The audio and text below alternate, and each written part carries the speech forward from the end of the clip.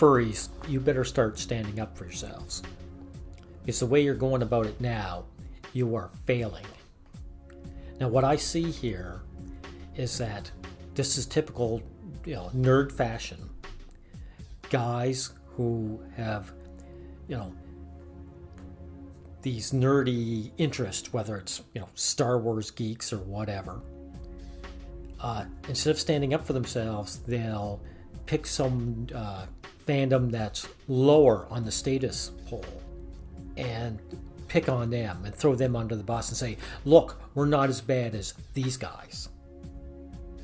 And you see, you furries are at the bottom of the pile, so there's no lower to go. And of course, it doesn't work anyway. It doesn't matter. These other nerds that are trying to throw you under the bus, these other fandoms, I mean, they're still detested. Now, your fetish, if that's what it's called, or if that's what I can categorize it, I have nothing against it. You're not hurting me any. I may not be a part of it, or I'm not a furry, but it doesn't matter. I can see what's going on here. Now, the other issue, why you're at the bottom of the pile, isn't so much that you're wearing costumes. And this Ren and Stimpy cartoon will show exactly what's going on. So look at this. Hi. Ooh, what kind of animal are you? I am an astral bunny with mystical powers. And what is your persona? Well, technically, I'm of the genus Procyon. Oh, a raccoon. In vulgar layman's vernacular, yes. However, I also have an ischial-callosity of the higher primate variety. Why, I have one too! You do? Yes! This is a meeting written in the stars. Fuzzy stars. Say, would you be my partner at the Plushy Pile-On event? Oh, my anthromones are leaking through my underfur. Mine too. I want to bear your litter. No. That's right. If you see that Ren and Stimpy cartoon, what he's doing, when he looks down at that zipper, that zipper is a symbol for a penis. So the real issue that people have with furries isn't that you're having some kind of sexual liaisons. It's that you may involve homosexual, gay men sexual liaisons.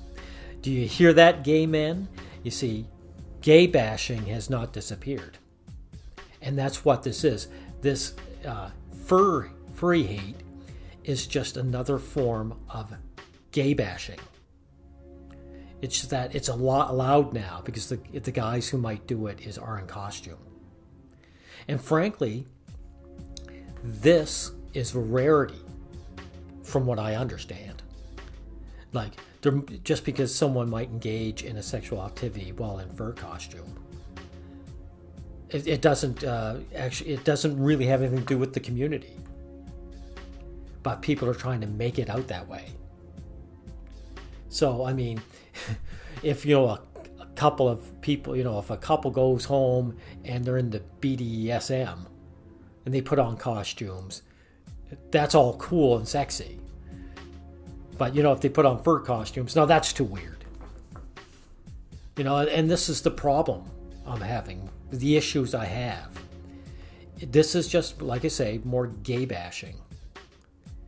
And none of these other communities are held to these standards. Like, I see guys in the community so desperate, furries in the community so desperate to clean up their image that they're fighting to see if they can oust out anyone who might do it. Which is ridiculous because every other community, they take it on an individual basis. They said, yeah, we got a couple of weirdos that are in the Star Wars fandom. That has nothing to do with the Star Wars fandom. And that's what you furries have to start saying now. You say it doesn't Just because there's a couple of guys or girls, and let's face it, it's about the guys, that might engage in sex while in costume, so what? That has nothing to do with the community. That's what you have to start doing, gentlemen. You have to start fighting for yourselves as human beings. You know, you're low status men who dress in costume. That's people's problems. I mean, you think that there's no sexual liaisons in Halloween parties? When people all dress in a costume, and you see a guy and a girl disappear in costume, go into the next room where no one's at, into the cloakroom. No, people don't mind it. So what's the issue? The issue is that most of the time that's probably a man and a woman. And the furries, maybe two men have been caught, and that's the problem. Okay, food for you to think. Consider it. Thank you.